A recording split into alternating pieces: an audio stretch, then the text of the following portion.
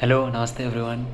तो आज हम बात करने वाले हैं नेशनल एजुकेशन पॉलिसी के बारे में जो गवर्नमेंट ने 2020 में इम्प्लीमेंट किया था। तो इस पॉलिसी के तहत काफ़ी हमारे एजुकेशन सिस्टम में चेंजेस लाए गए हैं, काफ़ी सिग्निफिकेंट चेंजेस हैं। काफ़ी एग्जिस्टिंग पॉलिसीज़ को ही डेवलप किया गया है, आगे इम्प्रूव किया गया है ताकि student centric plus teacher centric environment बन सके सबके लिए। एंड ऑब्वियसली हमारे कॉलोनाइजर्स ने 1872 में टीबी मैकॉले ने पहली बार इंडियन एजुकेशन पॉलिसी निकाली थी। तब से लेके 2020 तक वही education policy with some minor improvements follow किए जा रहे थे। एंड 1986 में एक बार नेशनल एजुकेशन पॉलिसी आया था, बट वो भी पूरी तरह से अच्छे से इम्प्लीमेंट नहीं किया गया था। And so this was a major breakthrough when it comes to changing lots of stuff about our education system currently. And so आज मैं इसी के बारे में आपको कुछ सेलेंट फीचर्स बताने वाला हूँ उसके बारे में। तो बेसिकली ये जो पूरा प्लेलिस्ट है मेरा नेशनल एजुकेशन पॉलिसी का, वो 4 वीडियोस में डिवाइडेड रहेगा। बिकॉज अगर आप नेशनल एजुकेशन पॉलिसी के वेबसाइट पे भी जाएंगे गवर्नमेंट के, तो उसमें भी उन्होंने सारे जो सेक्शंस है वो टोटल 4 पार्ट्स में डिवाइड किए हैं। तो पहला सेक्शन जो है उसमें मैं स्कूल एजुकेशन के बारे में आपसे बात करूँगा, बेसिक जो हायर एजुकेशन तब तक का, मतलब आपका पूरा प्री प्राइमरी से लेके 12th स्टैंडर्ड तक का जो पूरा स्कूल एजुकेशन आता है बिफोर हायर एजुकेशन, वो सेक्शन में ये वीडियो में कवर करूँगा। और सब्सिक्वेंट बाकी चीज़ें हैं वो मैं आगे के सेक्शंस, आगे के वीडियोज़ में आपके साथ आपको उसमें सारे वो कवर करूँगा मैं। तो चलिए शुरू करते हैं बिना किसी रुकावट के। तो बेसिकली इसमें हम देखते हैं कि पहले सेक्शन में स्कूल एजुकेशन के बारे में हम बातें करेंगे। तो मैं आपको पहले बताऊंगी कि पहले क्या हुआ करता था एंड अभी पॉलिसी में क्या चेंजेस हो रहे हैं as compare to that previous policy. ठीक है, तो पहले तो हम स्टार्ट करते हैं कि पहले हमारे, जैसे हम जानते हैं अभी तक हम सब 10+2 स्ट्रक्चर फॉलो करते थे, जो प्री प्राइमरी से 10th तक होता था पूरा एक स्कूलिंग। 10th में बोर्ड एग्ज़ाम्स हुआ करते थे एंड देन उसके बाद आपको 10th उस मार्क्स के बेसिस पे आपको 11th और 12th का एडमिशन मिलता था। तो 11th एंड 12th का बोर्ड एग्ज़ाम होता था। तो वैसे वो पूरा 10+2 का सिस्टम होता था, 10 साल प्लस और 2 साल हायर सेकेंडरी के, करेक्ट। इस बार उन्होंने ये जो स्ट्रक्चर है वो पूरा उन्होंने रिवैम्प करके चेंज कर दिया है। उन्होंने ये स्ट्रक्चर, अभी नया स्ट्रक्चर निकाला है एजुकेशन का, स्कूल एजुकेशन का, दैट इज़ 5+3+3+4। तो मैं आपके लिए ये एक पिक्चर शेयर कर रहा हूँ आपकी स्क्रीन के ऊपर। तो उसमें आप क्लियरली देखेंगे कि ये जो 10+2 का स्ट्रक्चर था वो रिवैम्प होके ये जो मैंने आपको फेजेस बताया उसके हिसाब से चेंज हुआ है। तो पहला आप देखेंगे फेज़, तो पहले से शुरू करते हैं बॉटम से। तो पहला जो फेज़ देखेंगे वो 5 साल का है, that is called the foundational phase. तो that phase is covering anganwadi, मतलब जो 0 से 3 साल के बच्चे जो प्री प्राइमरी स्कूल्स में जाते हैं, आंगनवाड़ी जैसे हम कहते हैं, वहाँ पे जाते हैं। वहाँ से लेके बच्चा पूरा 2nd स्टैंडर्ड तक जब जो पूरा फेज़ कवर करता है, that is a foundational phase. तो that consist of 5 years। That 5 years is divided into 2 parts. तो 0 to 3 years आंगनवाड़ी में एंड देन 3 to 5 years जब तक बच्चा 2nd स्टैंडर्ड तक पहुँचता है। उसके बाद जब उसका 2nd स्टैंडर्ड ख़त्म होता है तब वो नेक्स्ट फेज़ में जाता है। तो next phase is the preparatory phase. तो प्रिपरेटरी फेज़ में उसके जो 2 साल होते हैं, that covers 3rd standard to 5th standard. तो वो 6 to 8 के एज ब्रैकेट के बीच आता है। ठीक है, तो 6 to 8 के एज ब्रैकेट के बीच आ गया बराबर। उसके बाद आता है आपका मिडिल फेज़। मिडिल फेज़ में क्या होता है, मिडिल फेज़ में बच्चा 6th स्टैंडर्ड से लेके 8th स्टैंडर्ड कवर करता है। तो वो भी 3 साल हो गए total, 6th 7th and 8th standard. बच्चा जब पूरा मिडिल स्टेज क्वालिफाई करता है तब वो होता है 11 साल का। ठीक है, तो मिडिल फेज़ क्वालिफाई करता है तब वो 14 साल का हो जाता है। तो वो भी तीन इसमें फेज़ बढ़ गया, 6th standard, 7th standard, 8th standard. And then उसके बाद आता है आपका secondary phase. Secondary phase is the, जिससे हम पूरा क्रीम फेज़ कहते हैं, 9th से लेके 12th स्टैंडर्ड पूरा 4 साल कवर होते हैं, 9th, 10th, 11th and 12th। ठीक है, तो फाइनली जब बच्चा क्वालिफाई होता है उसके बाद तो वो 18 साल का हो जाता है, विच इज़ 12th स्टैंडर्ड। ठीक है, तो ये उन्होंने पूरा, जैसे हमने देखा, पूरा उन्होंने फ्रेमवर्क चेंज कर दिया। 10+2 का 5+3+3+4 कर दिया। तो उसमें क्या क्या फ़ायदे हैं या क्या क्या उन्होंने नई चीज़ें उसके हिसाब से करी है या कि नई नई स्ट्रैटेजीज़ जो वो फॉलो करने वाले हैं, उसके बारे में आपको बताना चाहता हूँ। तो फर्स्ट थिंग इसकी, उन्होंने काफ़ी रिसर्च किया है इसके बारे में और उन्होंने ये कहा है कि तुम एक बच्चे को एज़ अर्ली एज़ पॉसिबल उसमें लर्निंग इनकलकेट करो और उसको अगर एजुकेशन इम्पार्ट करो, सिखाओ उसे चीज़ें, तो ज़्यादा जल्दी ग्रास्प करेगा rather than waiting for too long. मैंने ये कहा है कि 85% of the cumulative brain development occurs in the early years. तब तक तुम जितना अर्ली ईयर्स में ब्रेन स्टिमुलेट करोगे, जितना केयर करोगे, उतना ही ज़्यादा लर्निंग बढ़ जाएगा उनका, और उतना ज़्यादा चीज़ें ग्रास्प करने की क्षमता बढ़ जाएगी बच्चों में। तो उन्होंने इस फेज़ में भी ये किया कि जो फाउंडेशनल फेज़ है, जो स्टार्ट फेज़ है, जो नॉर्मली हमारे पुराने स्कूलिंग सिस्टम में नॉर्मली इग्नोर किया जाता था। नॉर्मली बच्चे प्री प्राइमरी में जाते थे, क्रेश में जाते थे, ऐसे ही फर्स्ट स्टैंडर्ड ज्वाइन कर लेते थे। फर्स्ट स्टैंडर्ड में जब वो एकदम से जाते थे तो they used to be very anxious, एकदम से वो रोना शुरू कर देते थे। उनको सेटल होने में ही बहुत टाइम चला जाता था, तो उनका लर्निंग भी अच्छे से हो नहीं पाता था। पेरेंट्स को भी फिक्र रहती थी अपने बच्चों की कि वो स्कूल में कैसे रहेंगे एंड ऑल दैट। बट अभी इस बार उन्होंने फाउंडेशनल स्टेज में ही उन्हें बहुत इंपॉर्टेंस दिया। एक प्रॉपर कॉम्प्रिहेंसिव 5 ईयर्स का उन्होंने एक स्लैब बनाया जिसमें पूरा आंगनवाड़ी में भी प्रॉपर ट्रेनिंग होगा, और उसके बाद आंगनवाड़ी के बाद फर्स्ट और सेकेंड स्टैंडर्ड का जो ट्रांजिशन है वो भी क्वाइट स्मूथ होगा। तो सेकेंड पॉइंट पे मैं आता हूँ कि जो ट्रांजिशन है from one phase two another, जैसे हमें भी बहुत ही एंग्जाइटी फील हुआ करती थी जब हम जैसे हम अभी 5th स्टैंडर्ड में जाते थे, अभी एकदम जब 5th टू 8th होने के बाद जब हम 9th में जाते थे, जब हमको पेरेंट्स और सब टीचर्स ही बोलते थे कि 9th to 12th बहुत ही इंपॉर्टेंट ईयर है ये वो, तो हम जस्ट एकदम से चले जाते थे, हमको कुछ आइडिया नहीं रहता था।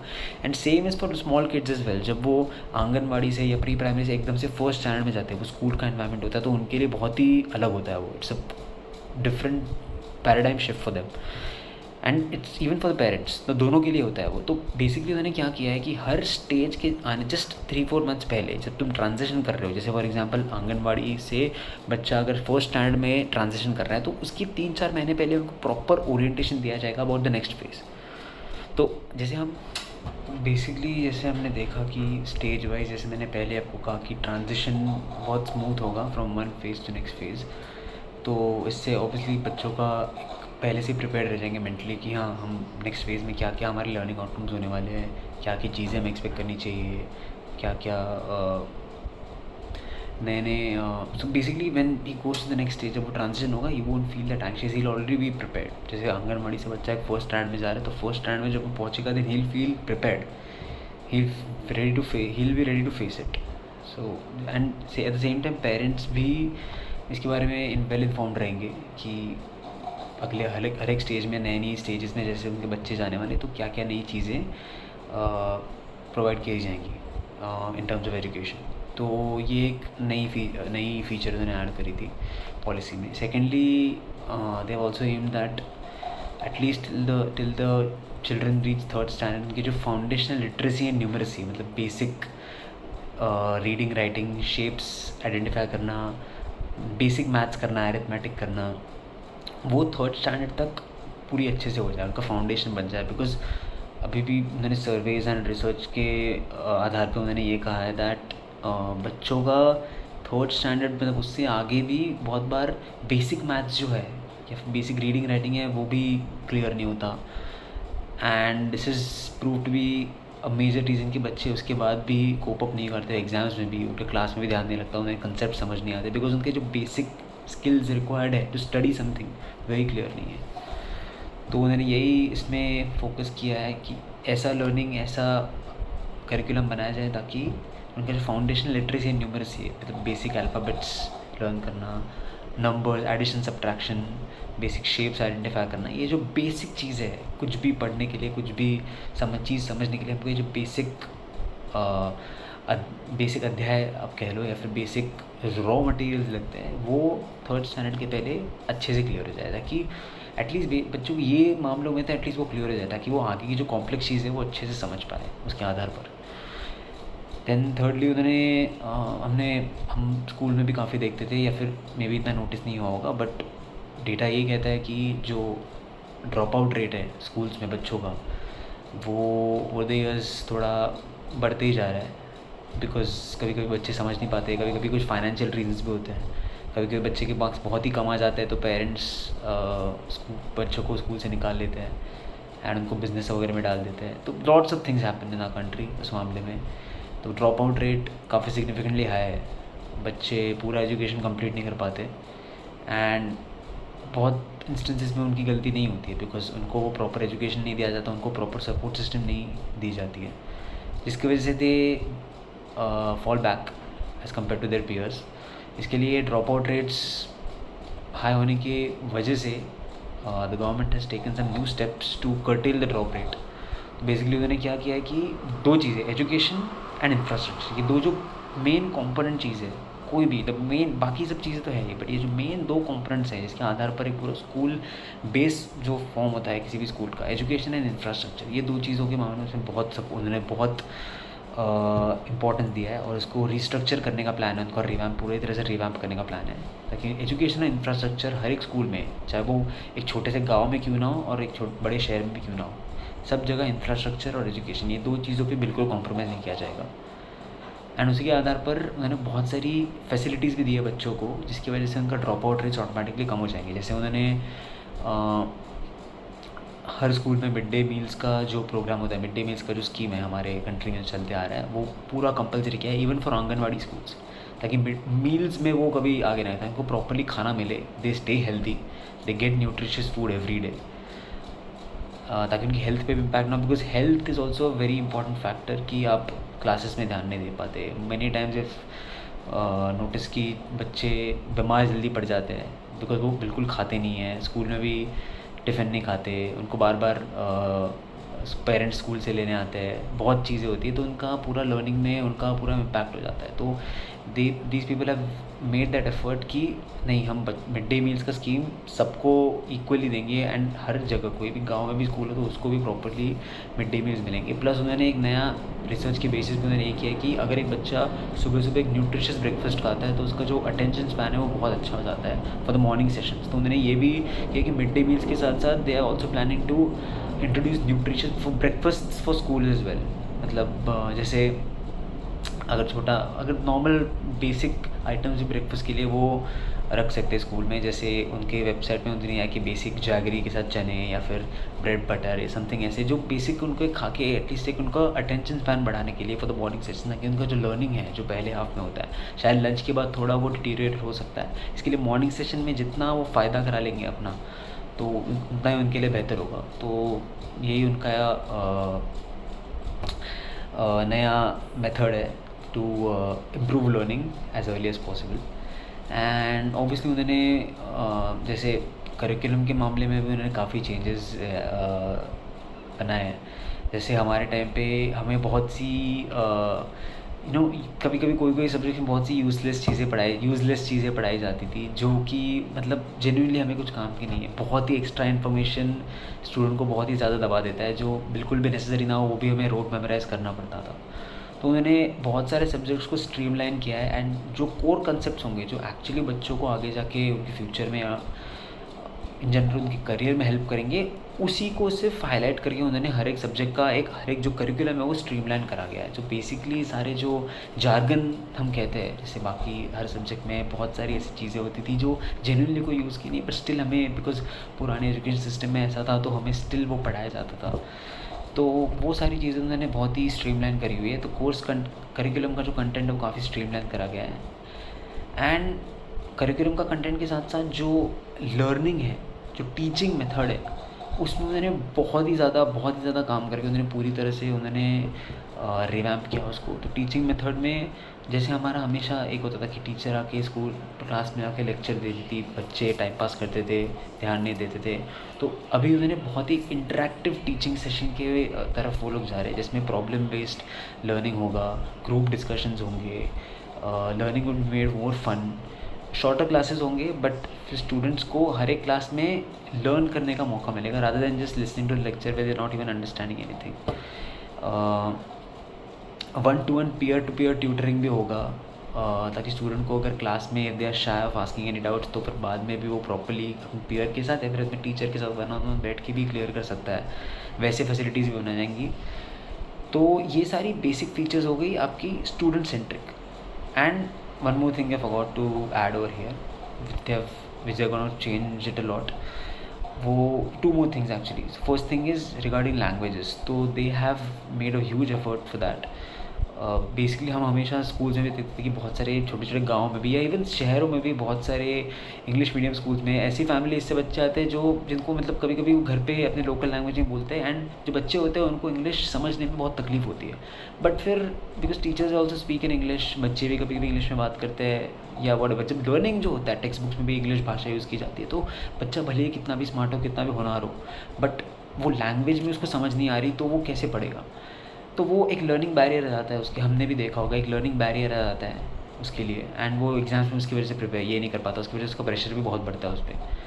एंड कंपलसरी उसको फोर्सफुली बाकी सब्जेक्ट के साथ साथ इंग्लिश का भी बर्डन आता है, वो भी उसको सीखना पड़ता है। बट ये नई एजुकेशन पॉलिसी के अंदर उन्होंने इस चेंज को एड्रेस किया है। तो उन्होंने टीचर्स को ही स्पेसिफिक, उन्होंने ऐसे टीचर्स ढूंढ के निकाले, ऐसे टीचर्स को ज़्यादा रिक्रूटमेंट के चांसेस मिलेंगे जो इंग्लिश के साथ साथ लोकल लैंग्वेज में प्रोफिशिएंट हो।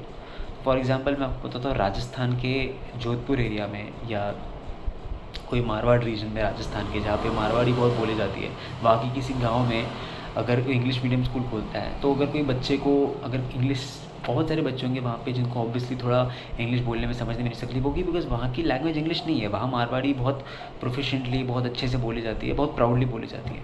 तो वहाँ पे अगर कोई टीचर है जो इंग्लिश में भी और मारवाड़ी में भी कंफर्टेबल हो बात करने में या समझाने में, तो उसके चांसेस बहुत हाई हो जाएंगे रिक्रूट होने के। तो टीचर्स को भी ये एक लैंग्वेज स्पेसिफिक ट्रेनिंग दी जाएगी कि बच्चों को लैंग्वेज, तुम्हारे लोम लैंग्वेज में कैसे सिखाया जाता है, बिकॉज बहुत बच्चे घर पे इंग्लिश नहीं बात करते। बहुत सारे हमारे कंट्री में कितने सारे बच्चे, maximum population, they don't speak in their houses in English, they speak in their home language या फिर मदर टंग जो हम कहते हैं। तो उस केस में उन्होंने वही किया है कि टीचर्स को भी ये समझाया कि आप बच्चे के साथ अगर उनको समझना है तो होम लैंग्वेज में भी पढ़ाए, मदर टंग में भी पढ़ाए उन्हें, दोनों कंसेप्ट जो भी आप चीज़ें सिखा रहे हैं, ताकि उन बच्चों को भी फ़ायदा हो जो इंग्लिश अच्छे से नहीं समझ पाते। और ये बहुत ही अच्छा स्टेप है मेरे हिसाब से, बिकॉज इंग्लिश या कोई भी language shouldn't be barrier between the student learning something and the basically English या कोई भी लैंग्वेज है that shouldn't act as a barrier between what he wants to learn and what he is learning and what he wants to learn. तो ये एक बहुत अच्छा step लिया है गवर्नमेंट ने। सेकेंडली उन्होंने अभी ट्राई कर रहे हैं वो कि जो टेक्स्ट बुक्स होते हैं वो होम लैंग्वेज में, मदर टंग में भी अवेलेबल हो इंग्लिश के साथ साथ, ताकि उनको रीडिंग में भी तकलीफ आ रही है इंग्लिश में, तो वो जहाँ जहाँ पॉसिबल हो वहाँ मदर टंग के भी टेक्स्ट बुक्स में भी पब्लिश करना शुरू कर देंगे, ताकि जो मैथ्स के कंसेप्ट हो, साइंस के कंसेप्ट हो, एनीथिंग, फिजिक्स, बायोलॉजी, सब कुछ जो भी है, आर्ट्स, ह्यूमैनिटीज़, वो सब होम लैंग्वेज या मदर टंग में भी वो बच्चे जो जिनको इंग्लिश अच्छे से रीड नहीं कर पाते, वो मदर टंग में भी अच्छे से समझ सकते हैं। तो ये भी एक काफ़ी, जो मल्टीलिंगुअलिज्म हम कहते हैं, ये भी एक नया सेक्शन उन्होंने लाया है न्यूज़ एजुकेशन पॉलिसी में, ताकि लर्निंग आउटकम्स के साथ साथ लर्निंग तो अच्छा हो ही रहा है, टीचर्स भी अच्छे हैं, बट लैंग्वेज भी एक बैरियर नहीं होना चाहिए बच्चों के लिए। तो ये भी एक बड़ा स्टेप है उनकी तरफ से।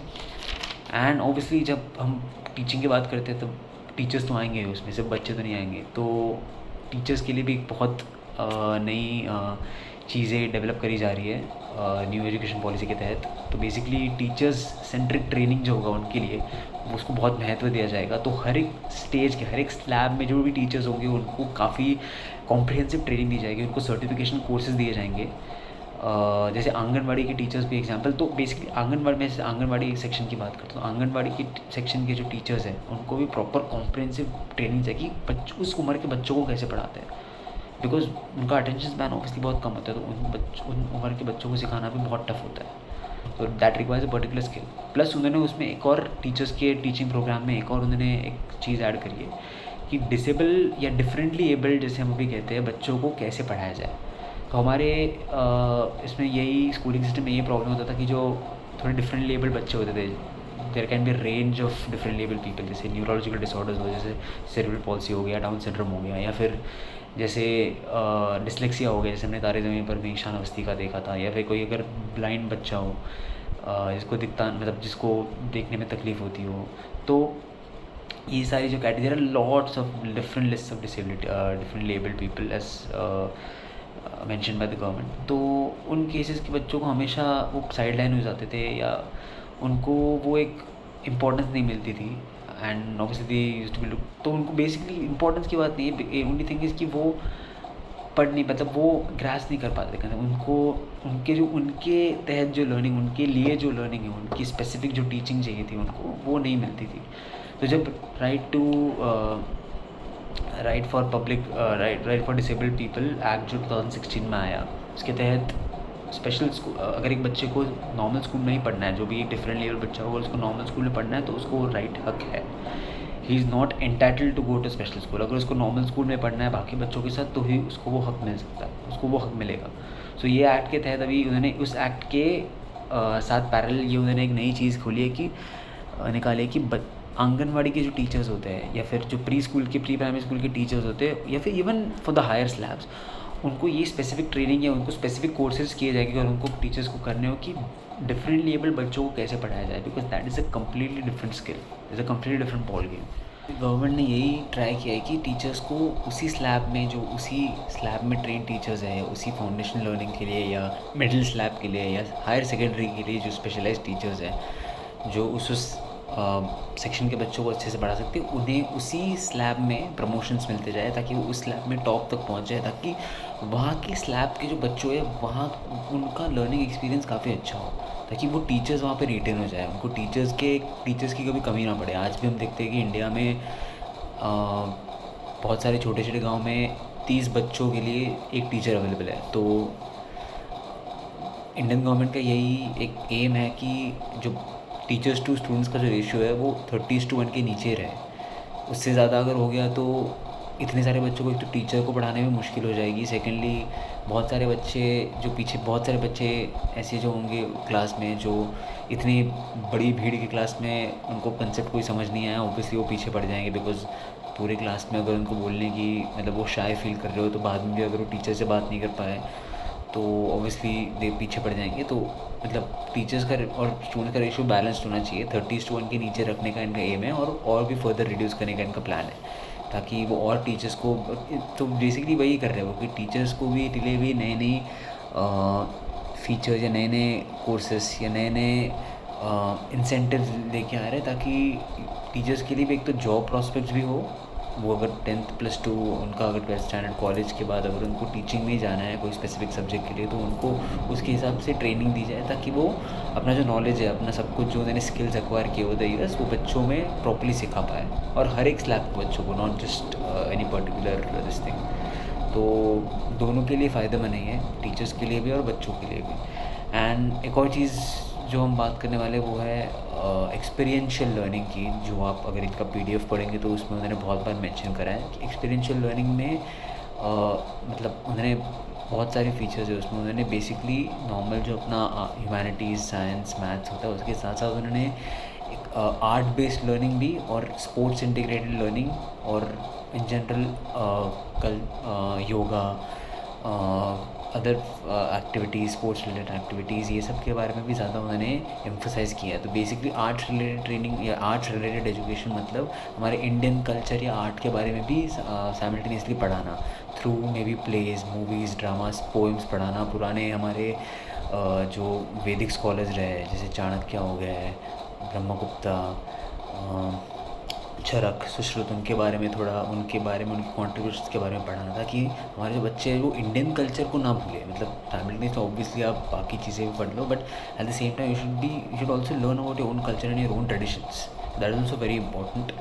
And secondly sports integrated learning भी एक नया उन्होंने ये किया ताकि जो फिटनेस पे, जो बच्चों की फिटनेस पे एंड इन जनरल स्पोर्ट्स खेल के जो आपका कोऑर्डिनेशन, टीम वर्क है, ये सब जो एबिलिटीज़ जो आप में आती है ये सब भी प्रमोट करने के लिए।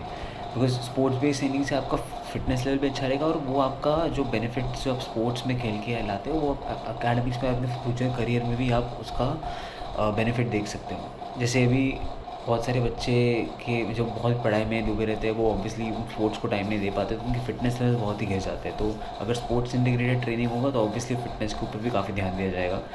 सेकेंडली जो मैंने मेन एक चीज़ कही कि there would be no hard barrier between extra curricular and academic activities. जो हम हमेशा स्कूल में देखा करते थे कि फ़िज़िकल एजुकेशन के नाम पे जो 2 या 3 टीचर्स ही रहते थे और वो भी कभी कभी क्लासेस नहीं लेते थे और उनकी जगह वो इंग्लिश या मैथ्स टीचर आके अपना पोर्शन ख़त्म कर देती थी। तो वो नहीं होने वाला इस बार। एक्स्ट्रा करिकुलर एक्टिविटीज़ के लिए भी प्रॉपर टाइम दिया जाएगा। जो स्कूल के इवेंट्स होते हैं, जो बाकी कोई भी चीज़, आपको स्पोर्ट्स में जाना, आपको कोई कल्चरल फेस्ट में जाना हो, जो भी उसके लिए प्रॉपर टाइम दिया जाए ताकि ओवरऑल होलिस्टिक डेवलपमेंट हो जाए बच्चे की। तो ये मैंने आपको जो चीज़ें बताई, ये कुछ मैंने सेलिएंट फीचर्स आपको बताया। आपको अगर और कॉम्प्रिहेंसिव डेप्थ में आपको पढ़ना हो अच्छे से तो आप PDF एक्सेस कर सकते हैं उनके ministry of human resources department की वेबसाइट पे। उनका पूरा पे ये दिया हुआ है स्कूल एजुकेशन का जो सेक्शन है जो मैंने आपको बताया अभी, उसके बारे में और डेप्थ में और विस्तार से मैंने बताया। तो ये मैंने आपको जस्ट कुछ सेलिएंट फीचर्स के बताया। अभी नेक्स्ट वीडियो में मैं आपको हायर एजुकेशन के बारे में बताऊँगा। तो आज के लिए इतना काफ़ी है। Thank you so much.